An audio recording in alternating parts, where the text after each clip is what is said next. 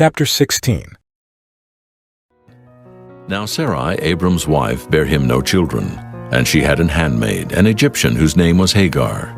And Sarai said unto Abram, Behold now, the Lord hath restrained me from bearing. I pray thee, go in unto my maid. It may be that I may obtain children by her. And Abram hearkened to the voice of Sarai. And Sarai, Abram's wife, took Hagar, her maid, the Egyptian, after Abram had dwelt 10 years in the land of Canaan, and gave her to her husband Abram to be his wife.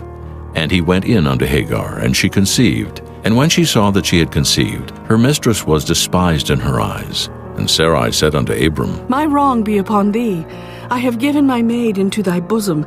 And when she saw that she had conceived, I was despised in her eyes. The Lord judge between me and thee. But Abram said unto Sarai, Behold, thy maid is in thy hand. Do to her as it pleaseth thee. And when Sarai dealt hardly with her, she fled from her face. And the angel of the Lord found her by a fountain of water in the wilderness, by the fountain in the way to Shur. And he said, Hagar, Sarai's maid, whence camest thou? And whither wilt thou go? And she said, I flee from the face of my mistress Sarai.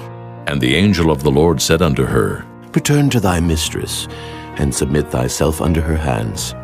And the angel of the Lord said unto her, I will multiply thy seed exceedingly, that it shall not be numbered for multitude. And the angel of the Lord said unto her, Behold, thou art with child, and shalt bear a son, and shalt call his name Ishmael, because the Lord hath heard thy affliction.